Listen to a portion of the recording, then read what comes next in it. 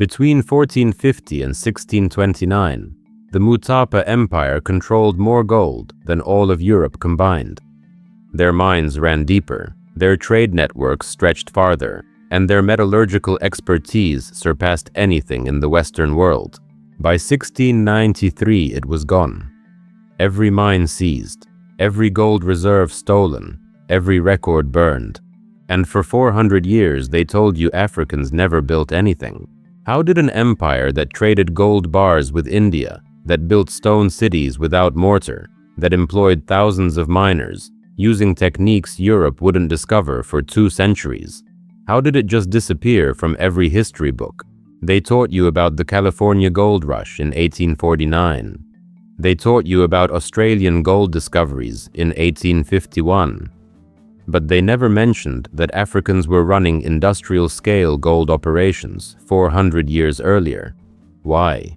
Because if you knew your ancestors were the world's premier gold engineers, you'd understand why they needed slavery. You'd understand why they needed colonization. You'd understand that your poverty today isn't failure, it's theft. This is the Mutapa Empire. This is your stolen gold throne. In the next hour, I'm going to show you archaeological evidence, Portuguese colonial documents and oral histories that prove the Mutapa Empire was Africa's Fort Knox and expose exactly how European powers conspired to erase it. If your ancestors came from Southern Africa, Zimbabwe, Mozambique, South Africa, this is your lineage. Your great-great-great-grandparents may have been Mutapa, gold engineers. The poverty you see in Zimbabwe today is a direct result of what I'm about to show you. You're going to learn how Mutapa's gold mines were so advanced that Portuguese conquistadors thought they were built by aliens or ancient Phoenicians, anything but black Africans. You'll see the exact treaty signed in 1629 that gave Portugal mining rights, which was really just legal theft disguised as diplomacy. And you'll discover how the destruction of Mutapa directly led to the Atlantic slave trade explosion, because once they stole the gold, they needed cheap labor to extract it. After this video, you'll never look at Zimbabwe's economy, at African underdevelopment, at the global wealth gap, the same way again. This isn't ancient history. This is the blueprint for everything that came after. The year is 1430. On the central plateau of what we now call Zimbabwe, a young warrior named Mutota Nyatsimba stands at the edge of the greatest kingdom Southern Africa has ever seen. His father is the last king of Great Zimbabwe, and their civilization is fracturing. Climate change has altered rainfall patterns. Trade routes are shifting. The great stone city that has stood for 2 centuries is beginning to empty. But Mutota sees something his father's generation doesn't. To the north, along the Zambezi River Valley, there are gold deposits so rich that a man can pan nuggets the size of chicken eggs from the riverbed. To the east, near the coast, there are mines that have been worked for generations but never fully exploited. And all around, there are independent chiefdoms with no central authority, no unified power, no empire. Mutota makes a decision that will echo through the next 200 years. He's going to build an empire, not on the ruins of Great Zimbabwe, but on something more valuable than stone cities. He's going to build it on gold. Over the next 20 years, Mutota conquers territory after territory. He's not just a warrior, he's a strategist. He doesn't destroy the communities he conquers. He incorporates them. He takes their mining knowledge, their metallurgical skills, their trade connections, and he weaves them into a single unified system. The Shona people call him Mwene Mutapa, Lord of the Conquered Lands. The name will become legendary. By 1450, when Mutota dies, he's created something unprecedented. The Mutapa Empire stretches from the Zimbabwe Plateau to the Indian Ocean coast. It controls an estimated 60% of all gold deposits in southern Africa. And it's not just sitting on this wealth. It's mining it, refining it, and trading it with the entire known world. Let me paint you a picture of what this empire looked like at its height. The capital city Zvongombe sits near the ruins of Great Zimbabwe. It's not as architecturally impressive as its predecessor, but it doesn't need to be. The wealth isn't in the buildings anymore. It's underground. And it's being extracted with a sophistication that would make European mining engineers weep with envy. Mutapa gold mines in the 1500s ran 30 to 40 meters deep. That's 100 to 130 feet straight down into the earth. European mines at the same time rarely exceeded 20 meters. Why? Because Europeans hadn't figured out the ventilation problem. You dig that deep, the air gets toxic. Miners suffocate. But Mutapa engineers had solved this problem generations earlier. They used a technique called fire setting. You heat the rock face with intense fire until it's glowing red. Then you pour cold water on it. The sudden temperature change causes the rock to fracture and crack. You can then break it away with hand tools. But here's the genius part. The fire doesn't just break rock. It also creates convection currents that pull fresh air down into the mine shaft. The heated air rises, drawing cool air from the surface. Natural ventilation. This wasn't primitive. This was engineering. And it wouldn't be replicated in European mines until the 1700s. The miners themselves were specialists. There were teams who dug the shafts, teams who extracted the ore, teams who carried it to the surface. And then there were the smelters, the men who turned raw gold, bearing rock, into pure metal. A master smelter named Chirambakuona, recorded in Portuguese documents from 1610, had developed a technique to extract gold from quartz without using mercury. European smelters were still using toxic mercury, poisoning themselves and their water supplies. Chirambakuona's method was cleaner, safer, and more efficient. Between 1400 and 1650, the Mutapa Empire extracted an estimated 15 to 20 million ounces of gold. Let me put that in perspective.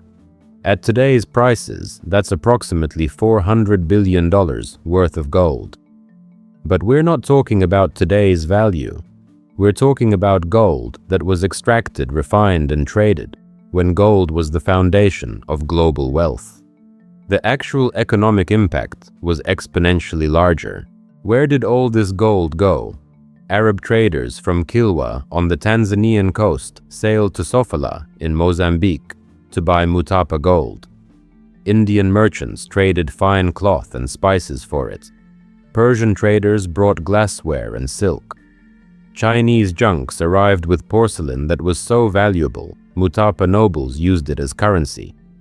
The Mutapa Empire wasn't isolated. It was at the center of an Indian Ocean trade network that connected 3 continents. When Portuguese explorer Antonio Fernandes arrived in Mutapa territory in 1514, he was the first European to see this empire, and what he saw shocked him. He wrote in his journal, "This kingdom possesses more gold than all the mines of Europe. The wealth here exceeds anything I have witnessed in Lisbon or even in Venice. The king has 3,000 wives, and each wears gold ornaments that would make a Portuguese duchess weep with envy." The Mwene Mutapa at that time was living in a palace where walls were decorated with sheets of beaten gold. Not gold paint, actual gold. The throne room had gold fixtures. The ceremonial regalia was solid gold. This wasn't exaggeration. Portuguese documents from multiple sources confirm it. The Mutapa Empire in the early 1500s was wealthier than most European kingdoms. But here's what they don't teach you. This wealth wasn't luck. It wasn't Africans stumbling onto gold deposits and not knowing what to do with them. This was systematic exploitation of natural resources using advanced technology, organized labor, and sophisticated trade networks. The Mutapa people knew exactly what they had, and they knew exactly how to use it. Dambudzo was the chief mining engineer at the Inyanga mines in the Eastern Highlands during the 1580s. Portuguese documents describe him as a man who could look at a hillside and tell you exactly where to dig, how deep the gold seam ran, and how much ore you'd extract. He designed a shaft system that's still visible today if you visit those mountains. Multiple shafts connected by horizontal tunnels, allowing ore to be transported underground before being lifted to the surface. This minimized exposure to weather and reduced transportation time. These weren't primitive operations. These were sophisticated industrial enterprises, and they were entirely African. The Mutapa economic system was equally sophisticated. The Mwene Mutapa didn't own all the gold personally. He controlled it through a complex system of territorial chiefs and appointed governors. Each region had a mambo, a territorial lord, who was responsible for the mines in his area.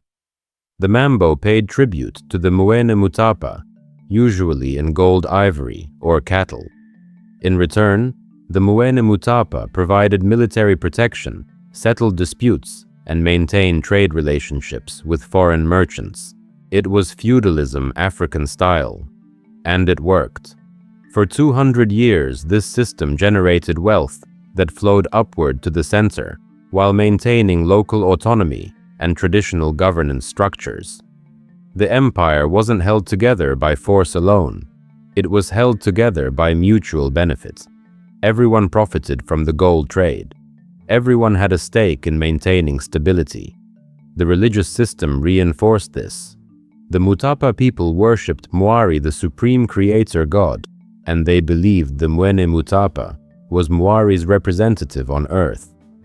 The king wasn't just a political leader. He was a spiritual authority. When he spoke with divine sanction. This gave the empire a cohesion that went beyond economics or military power. It was a matter of faith, and that faith was tested when Europeans arrived with a different religion and very different intentions. In 1505, Portuguese ships dropped anchor at Sofala on the Mozambique coast. They'd just rounded the Cape of Good Hope. They were looking for a sea route to India, but what they found was something they wanted even more than spices. They found the source of African gold. For centuries, Arab traders had been the middlemen in the gold trade. They bought gold on the East African coast and sold it in the Middle East and Asia. Europeans had been trying to cut out these middlemen for generations.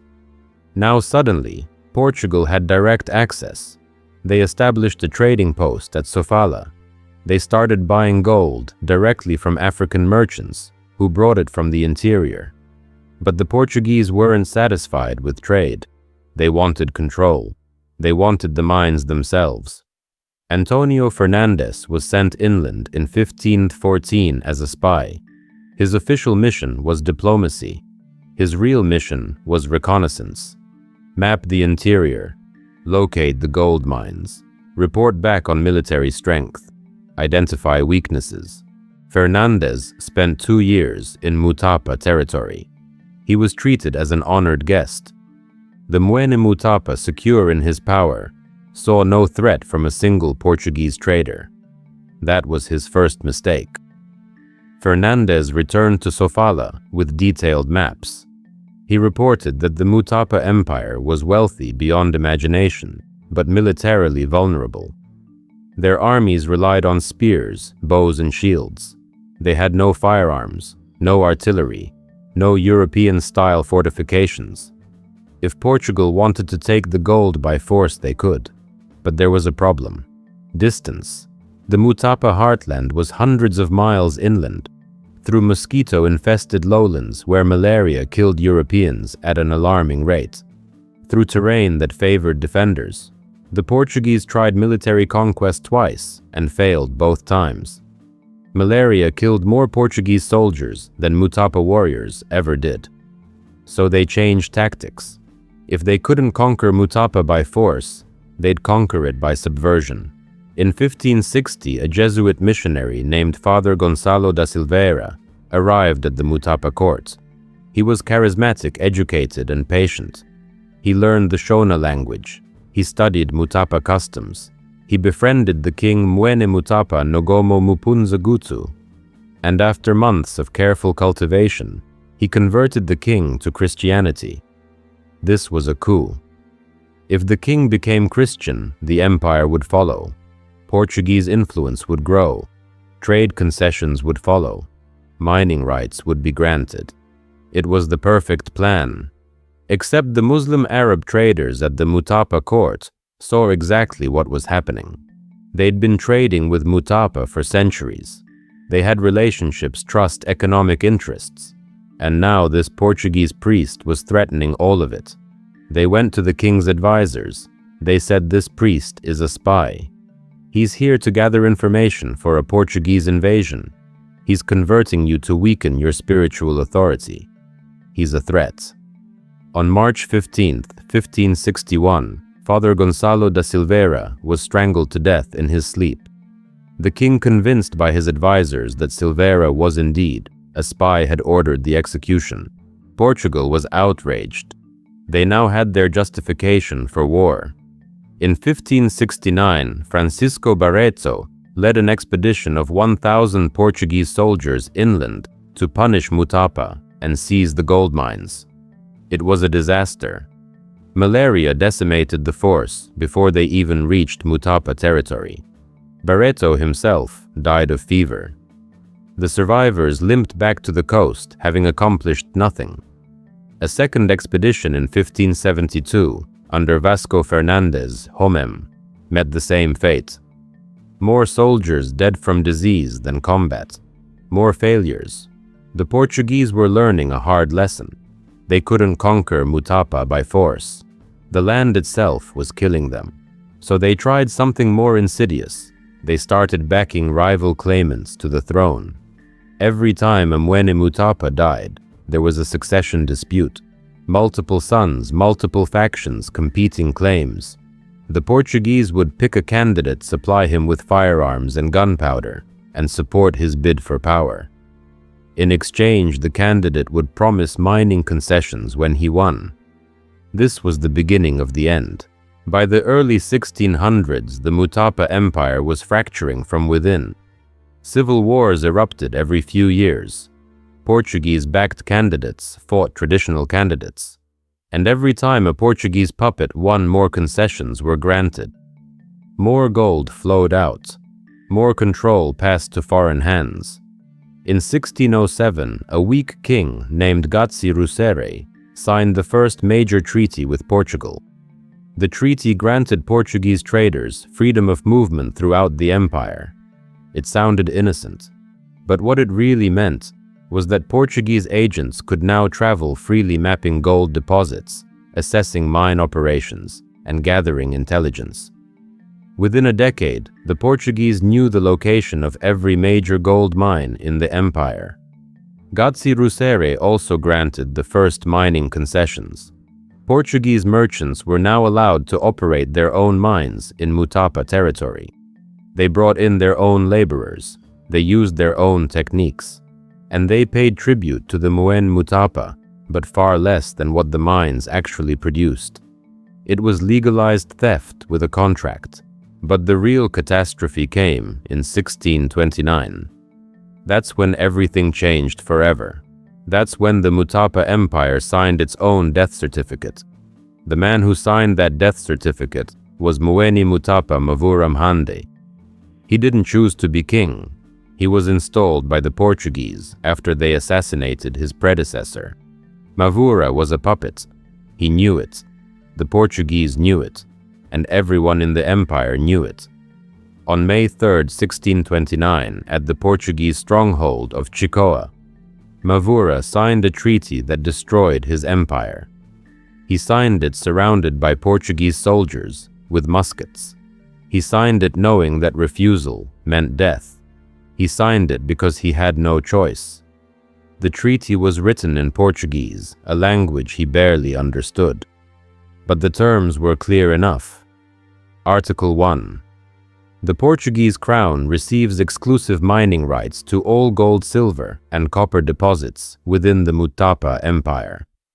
Exclusive, meaning no one else, including Mutapa citizens, could legally mine their own gold without Portuguese permission. Article 2. The Muain Mutapa must pay an annual tribute of 300 gold bars to the Portuguese crown. 300 bars every year, regardless of how much gold was actually mined. If the tribute wasn't paid, the Portuguese had the right to seize territory as compensation. Article 3. Portuguese traders are exempt from all taxes, tolls, and customs duties within the empire. They could move goods, freely buy and sell without restriction, and pay nothing to the Mutapa government. Meanwhile, African traders still paid taxes. Article 4. Jesuit missionaries are granted permission to build missions anywhere in the empire and to convert the population to Christianity. The traditional religion, the worship of Muari, was to be suppressed. The spiritual foundation of Mutapa authority was being dismantled by contract. Article 5. The Muene Mutapa must convert to Christianity and take a Christian name. Mavura became Dom Felipe. Dom is a Portuguese title of nobility. He was now a Portuguese nobleman ruling an African empire on behalf of a European crown. The symbolism was complete. Within 6 months of signing that treaty, the Portuguese moved in like locusts. They seized 43 major gold mines across the empire. Mines that had been operated by Mutapa families for generations were now Portuguese property. The engineers who had developed those mines over decades, men like Chirambakuona and Dambudzo, were now forced to work as laborers in mines they'd once managed. Those who resisted were executed publicly as examples. The mining techniques that Mutapa engineers had kept secret for generations, techniques for deep shaft mining, for gold extraction, without mercury for ore processing, that maximized yield, all of that knowledge was stolen and documented by Portuguese officials. They wrote it down in reports sent back to Lisbon. They shared it with Portuguese mining companies. Knowledge that had been developed over centuries by African engineers was now European property, and the gold poured out. Portuguese records from the Lisbon archives show that between 1629 and 1700, approximately 10 million ounces of Mutapa gold flowed to Portugal. 10 million ounces. At today's prices, that's roughly $20 billion. But in 1600s, economics where gold was the foundation of international trade, the real value was exponentially higher. That gold financed Portuguese colonial expansion in Brazil. It funded wars against Spain and the Netherlands. It built churches and palaces in Lisbon. It made Portugal one of the richest kingdoms in Europe, and it destroyed the Mutapa Empire. The population crashed. In 1630, the empire had an estimated 500,000 people. By 1700, it was down to 100,000. That's an 80% population decline in 70 years. Where did everyone go? They died. They died in the mines from cave-ins and exhaustion. They died from diseases introduced by Europeans. They died from starvation as agricultural land was converted to support mining operations. They died fleeing the chaos as the empire collapsed. They died. Those who didn't die were often sold into slavery. Portuguese documents from the 1600s refer to harvesting gold using native labor. Harvesting is the term they used. Like the people were crops, the documents are chillingly bureaucratic. Quarterly reports on gold yields, casualty rates among workers, requests for fresh labor to replace workers who died. It reads like a corporate ledger, human beings reduced to line items in an accounting book. Murenga was a Mutapa mining engineer who led a rebellion in 1632. He organized miners at 3 different locations to sabotage operations. They collapsed tunnels. They contaminated gold shipments with worthless ore. They assassinated Portuguese overseers.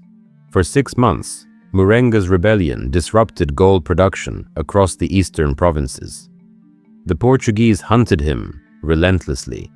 When they finally caught him in January 1633, they didn't just execute him. They made an example. They hanged him in the central square of the nearest Portuguese settlement. They left his body hanging for weeks as a warning. The rebellion died with him. But the final blow to Mutapa didn't come from Portugal. It came from a rival African kingdom. In 1693, a king named Changamire Dombo invaded Mutapa territory from the southwest. Changamire had been watching the Mutapa collapse for decades. He saw weakness, he saw opportunity, and he saw Portuguese gold flowing out of mines that by all rights should belong to Africans. So he invaded. His armies swept through the weakened Mutapa Empire. They burned Portuguese settlements. They slaughtered Portuguese traders. They drove the Portuguese back toward the coast, and they seized the gold mines for themselves. You might think this was liberation, Africans reclaiming African wealth from European colonizers. But here's the tragic truth. The Portuguese supported Changamire's invasion. They backed him with weapons and supplies. Why? Because they'd already extracted most of the easily accessible gold from Mutapa mines. The remaining deposits required more investment, more infrastructure, more labor than they wanted to provide. But if Changamire conquered Mutapa, he'd need Portuguese guns and trade goods. He'd need Portuguese markets to sell his gold. He'd be dependent on the same system that had destroyed Mutapa. The Portuguese didn't care which African king controlled the mines, as long as the gold kept flowing to Europe. Divide and conquer. Use African kingdoms against each other, and always maintain control of the resource extraction. By 1700, the Mutapa Empire was gone. The name survived in some areas as a titular position, but the empire as a functioning state was finished. The gold that remained in the ground would be extracted by the Portuguese, then by the British who colonized the region in the 1890s, then by the white minority government of Rhodesia, and finally by independent Zimbabwe in 1980. But by then, 70 to 80% of the gold deposits were already gone, extracted and shipped overseas over 3 centuries of colonial rule. The mines you can visit in Zimbabwe today are played out, exhausted. The gold that made the Mutapa Empire one of the richest states in the world is sitting in European bank vaults, melted into bars with no memory of where it came from. Your inheritance was stolen, and the thieves got rich. But Mutapa wasn't an isolated incident. It was the blueprint. Let me show you the pattern. Every time Black Africans built wealth from natural resources, European colonizers destroyed it, stole it, then erased the evidence. This happened in Mutapa, and it happened in the Kingdom of Congo, and it happened in the Ashanti Empire, and it happened in South Africa, and it happened in the Congo. The pattern is identical every single time. The Kingdom of Congo controlled massive copper mines in Central Africa. In 1483, Portuguese explorer Diogo Cao reached the Congo River mouth and discovered a sophisticated kingdom with metallurgy, textile production, and a centralized government. The Manikongo, that's the Congo king, controlled trade routes stretching hundreds of miles inland. Copper from Congo mines was traded across Africa and shipped to Europe. Initial relations were friendly. In 1490, Manikongo Nzinga, a Nku, converted to Christianity. His son Afonso I, who ruled from 1506 to 1543, was educated by Portuguese missionaries. He wrote letters to the King of Portugal in perfect Portuguese. He established diplomatic relations. He believed in partnership between equals. He was wrong. By the 1510s, Portuguese traders were demanding increasing tribute. They wanted Congo to supply enslaved people for the Atlantic slave trade. Afonso refused to enslave his own people. He wrote desperate letters to Portugal, begging them to stop the slave raids that were depopulating his kingdom. Quote, "We cannot reckon how great the damage is, since the mentioned merchants are taking every day our natives, sons of the land and the sons of our noblemen and vassals, and our relatives." End quote. That's from a letter Afonso wrote in 1526. Portugal ignored him. They funded rival claimants to the throne. They armed his enemies. In 1568, an invasion by a group called the Jaga, possibly backed by the Portuguese, devastated the kingdom. Congo never fully recovered. By 1600, it had been transformed from a wealthy producer of copper and textiles into a supplier of enslaved people. The copper mines were seized by Portuguese traders. The wealth was extracted and shipped to Europe. The kingdom fragmented into civil war. In 1665, at the Battle of Embuila, Portuguese forces killed Manicongo Antonio I. His head was cut off and displayed in Luanda. The kingdom shattered into 50 years of civil war. Portuguese archives from this period mysteriously lose most of the Congo correspondence. Letters that would document Portuguese manipulation and theft are gone. Convenient, isn't it? Move forward 100 years. The Ashanti Empire in what's now Ghana controlled an estimated 40% of the world's gold supply in the 18th century. In 1670, a king named Osei Tutu united 38 separate states into the Ashanti Confederacy. The symbol of unity was the golden stool, a throne made of solid gold that was believed to house the soul of the Ashanti nation. Osei Tutu and his successors built the most powerful state in West Africa. They defeated rival kingdoms. They established trade relationships with European powers on the coast, and they kept absolute control over their gold fields. European traders could buy gold, but they couldn't own mines. The Ashanti were too strong, too organized, too sophisticated to be manipulated like Mutapa or Congo. So the British waited. They built forts on the Gold Coast. They traded guns and cloth for gold. They studied Ashanti military tactics, and they watched for weakness. In 1824, they invaded. The Ashanti crushed them. In the Battle of Insamanko, Ashanti forces killed the British governor of the Gold Coast, Sir Charles McCarthy. They turned his skull into a drinking cup. The British retreated in humiliation, but they came back. In 1826, at the Battle of Catamanso, British forces with superior firearms won a narrow victory. They didn't conquer Ashanti, but they broke its power. Over the next 70 years, the British fought 4 more wars against the Ashanti. In 1874, they burned Kumasi, the Ashanti capital. In 1896, they kidnapped Asantehene Prempeh I and exiled him to the Seychelles. In 1900, when the Ashanti refused to surrender the Golden Stool, the British fought the War of the Golden Stool. They lost that battle, but they won the war. In 1902, Ashanti was formally annexed as a British colony. Every gold mine was taken over by British companies.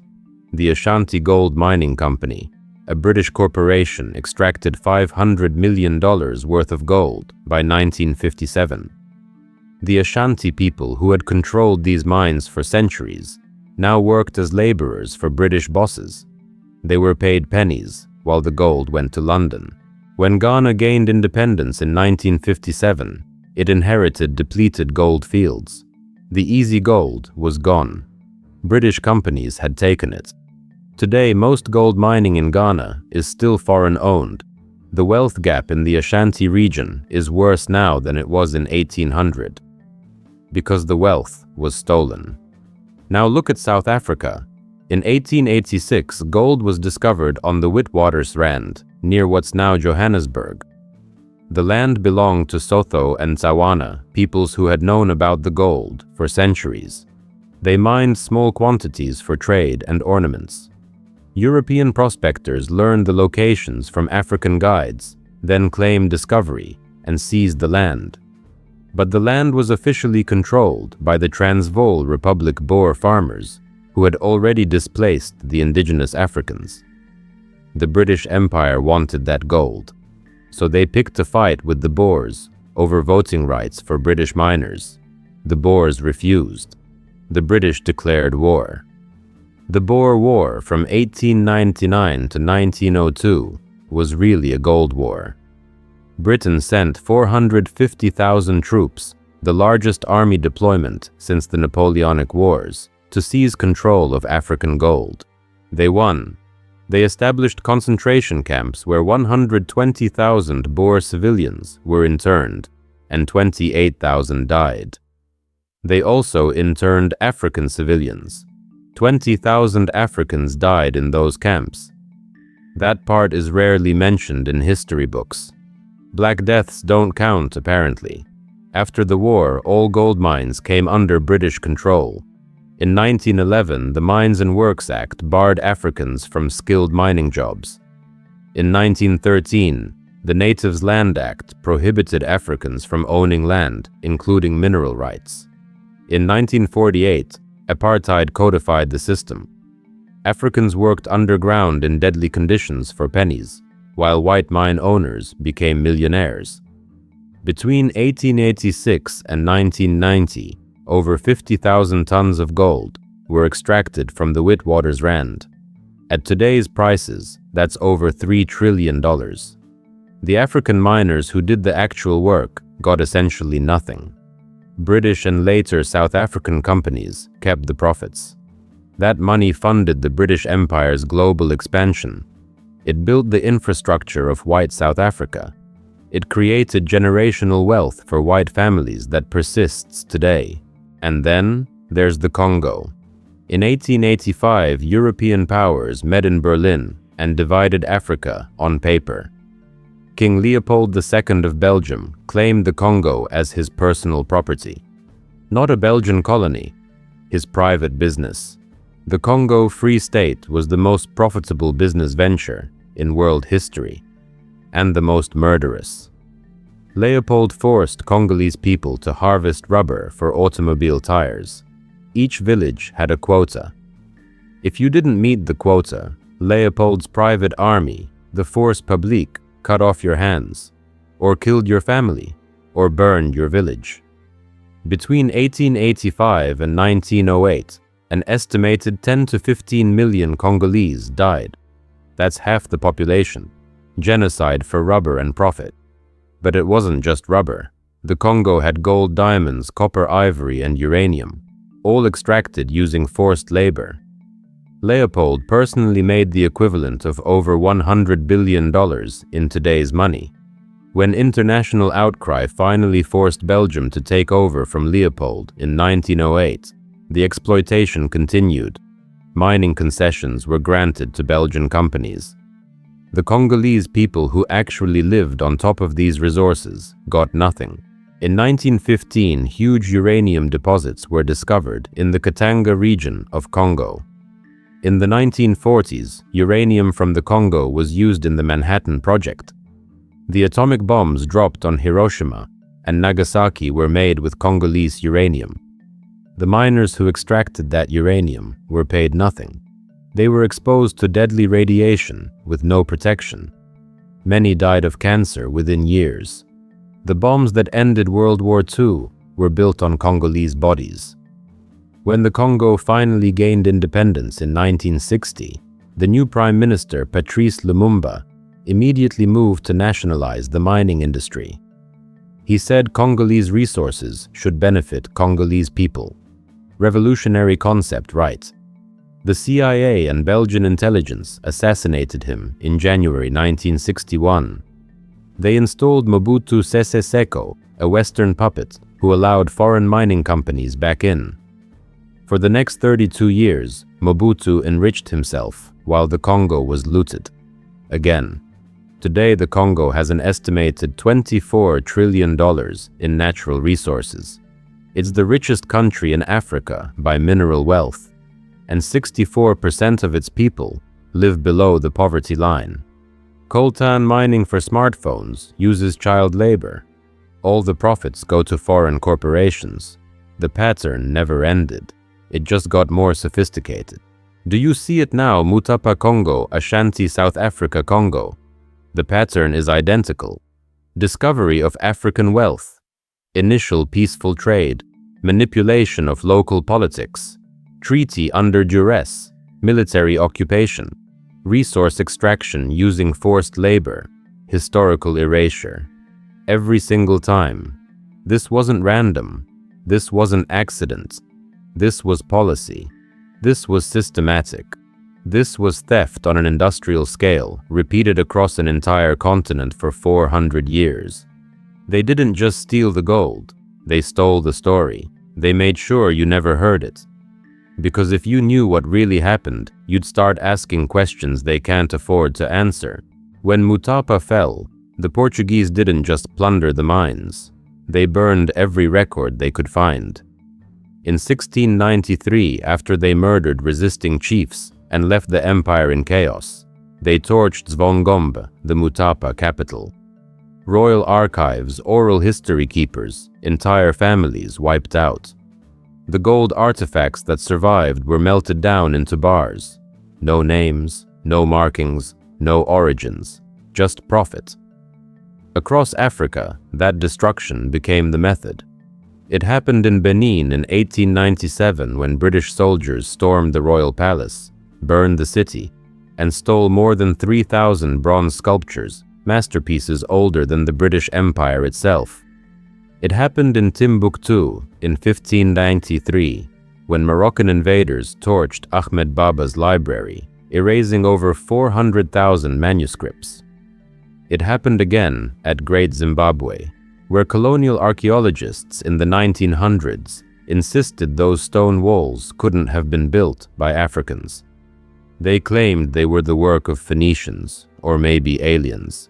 Anything but black Africans with engineering genius. Even in the 20th century, they kept destroying the evidence. During Rhodesia's white government rule, African archaeologists who proved Great Zimbabwe was built by Africans were fired, deported, silenced. Gertrude Caton Thompson announced in 1929 that Great Zimbabwe was unquestionably African-built. The Rhodesian government banned her research from schools. Think about that. Proof existed, but they buried it, because the truth was a threat to colonial control. They even erased their own paperwork. The Portuguese colonial archives that documented their Mutapa treaties conveniently vanished in the Lisbon earthquake of 1755. Officials claimed fire destroyed them. How convenient that the documents proving centuries of theft burn so neatly. The few papers that survived were locked in state vaults until the 1970s, redacted beyond recognition. They destroyed the buildings, they destroyed the art, and they destroyed the truth. But physical destruction was just the first phase. The second was the paperwork, the laws that made theft look like legitimacy.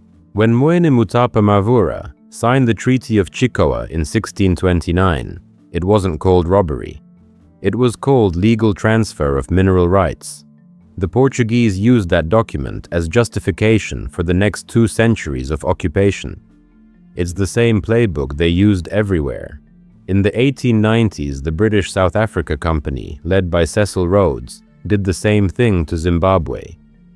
Queen Victoria granted Rhodes a royal charter, giving him the right to mine trade and even make treaties on behalf of the British Crown. Those treaties were often forged or signed under threat. One fake document, called the Lippert Concession of 1894, claimed chiefs had surrendered all mineral rights across Mashonaland. Most chiefs couldn't even read English. The ink on their surrender wasn't just fraudulent, it was lethal. Apartheid in South Africa later turned this law-based theft into science. In 1913, the Natives Land Act restricted black Africans to 7% of their own homeland, none of which contained major gold deposits. In 1927, the Native Administration Act banned Africans from filing legal mining claims. In 1936, the Native Trust and Land Act expanded that to 13%, still barren. Then in 1956, the Group Areas Act forcibly removed thousands of families from neighborhoods built near valuable resources. With every law, they tightened control. Not one bullet fired, just contracts, charters, and codes. They called it civilization. They called it progress. But every signature, every statute, every line of legal text buried another piece of stolen gold under paper instead of dirt. And it didn't stop when the colonies ended. Those old contracts are still enforced. Nigerian and Zimbabwean mines still operate under colonial-era concessions. When modern African governments try to renegotiate Western courts, throw cases out, judges say the agreements are legally binding theft. The same system that stole Africa's past protects the profits of that theft today. And while the laws were stealing gold, the schools were stealing memory. In colonial Rhodesia from 1890 until the late 1970s, African children learned that they had no history. Textbooks skipped from the Stone Age straight to the British arrival, as if civilization itself came on a ship. Mutapa gone. Great Zimbabwe, called a ruin of unknown origin. The words African and architect never appeared in the same sentence. Generations grew up believing their ancestors were primitive and helpless, until white men arrived with religion and railways. In South Africa and British colonies up north, the narrative was rewritten the same way. Europe had empires. Africa had tribes. They called kings chiefs to make sovereignty sound small. They called empires kingdoms to make achievement sound quaint. They called genocide pacification, and they called theft discovery. The biggest lie was the one repeated for 70 years, that Great Zimbabwe and Mutapa were built by foreigners, maybe the ancient Phoenicians. Because in the colonial mind, a black civilization that engineered massive stone cities and extracted gold on an industrial scale couldn't exist. It clashed with the myth of white superiority. So they rewrote the story. Even after independence, the textbooks didn't change much. Most were printed by Western publishers. They softened the language, modernized the racist phrasing, but left the same core narrative intact. African advancement began with European contact. That lie still poisons classrooms today. And when books failed to bury the truth, the media stepped in to finish the job. From the 16th century forward, European press described the Mutapa and other African nations as savage and superstitious. Portuguese flyers called Mutapa people beasts who happened upon gold by mistake. British papers in the early 1900s framed wars of conquest as noble missions to bring light to barbarism. They glorified explorers and erased civilizations. Even now, popular culture repeats those lies. Hollywood films about ancient Africa are cast with white heroes. History documentaries talk about Egyptian engineering as if Africans weren't the architects. When Africa's gold appears in media, it's through stories of European discovery, never African creation. Modern news still calls African resources unexplored even after 1,000 years of mining. That's how suppression works. Burn the artifacts, twist the laws, rewrite the history, control the story. You don't have to keep people enslaved if they forget they were kings. Let's connect this to right now. The wealth gap you see wasn't born from laziness or luck. It's the outcome of 400 years of structured robbery. Globally, the median wealth of a white household in America today stands around $188,000. For black households, $24,000. That's not disparity. That's the shadow of history. The same pattern shows up when you zoom out. Average wealth per adult in Africa, $1,200. In Europe, over $26,000. North America, $91,000. Mutapa's 10 million ounces of gold stolen by Portugal between 1629 and 1700 would be worth $20 billion today. But if you calculate compound interest at just 3% over 400 years, that theft balloons to more than $327 trillion. That's one empire. Now add Congo's minerals, Ghana's gold, South Africa's diamonds and gold, and West Africa's oil. Historians estimate over $500 trillion stolen from Africa and its diaspora. When they say Africa is underdeveloped, what they really mean is Africa is underpaid. They say Africans need to work harder, but Africans worked harder than anyone. They built empires, mined mountains, irrigated deserts, and carved civilizations from nothing.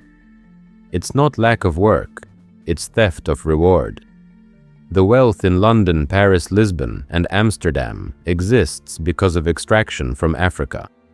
If the gold of Mutapa had been passed down generationally, the way European wealth was, every descendant of that empire could be a millionaire today. That's not exaggeration, that's math. But that inheritance was stolen and replaced with debt.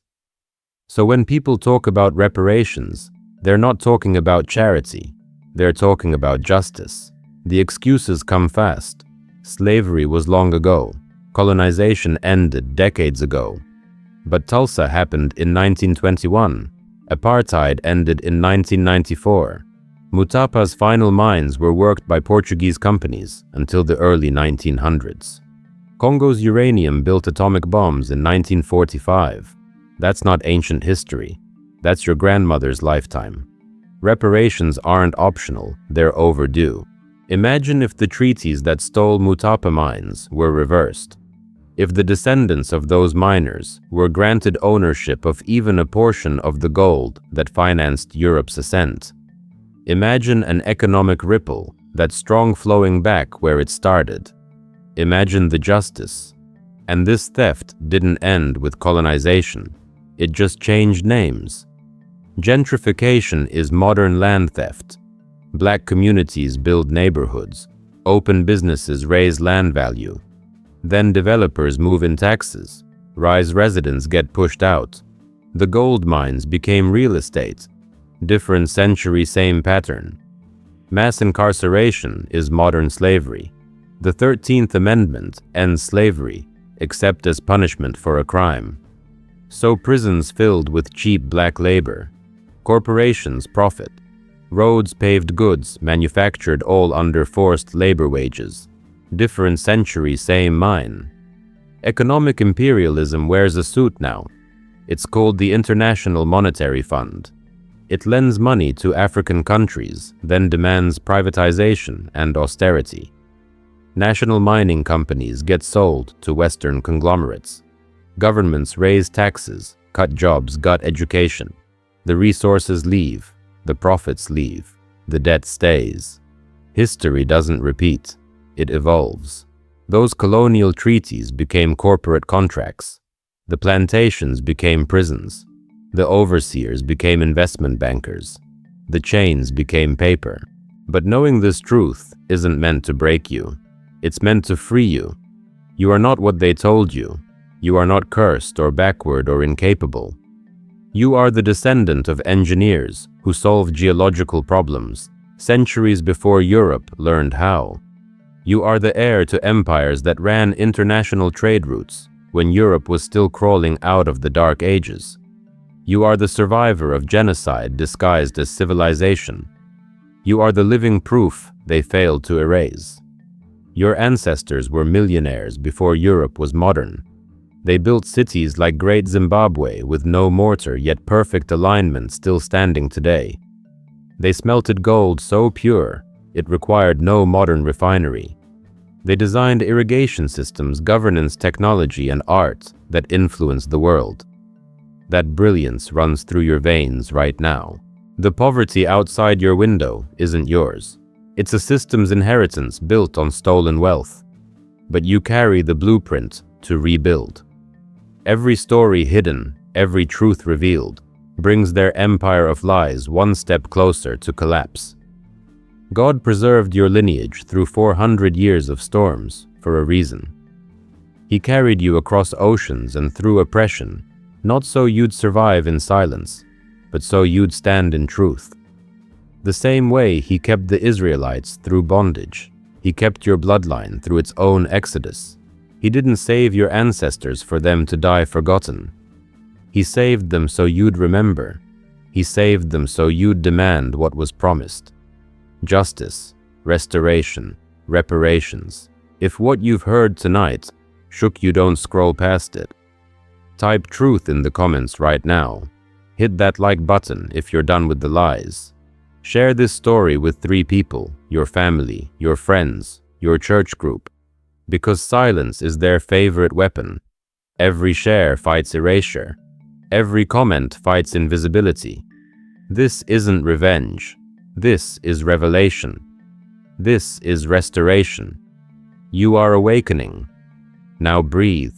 Father God, thank you for keeping this truth alive. Thank you for Mutapa and for every warrior engineer and mother who built empires before the world was ready to admit it.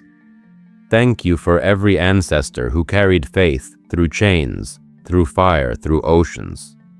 We pray for justice for every nation robbed of its gold, for every family robbed of its inheritance, for every child taught to be ashamed of royal blood. Restore what was stolen. Awaken what was silenced. Fill us with courage to speak truth, no matter who tries to stop us. Bless those who watch this tonight. Refresh their spirit. Remind them they are heirs, not slaves. Give them the boldness to build again, to demand reparations, to walk proudly as children of kings. In the mighty name of Jesus, Amen.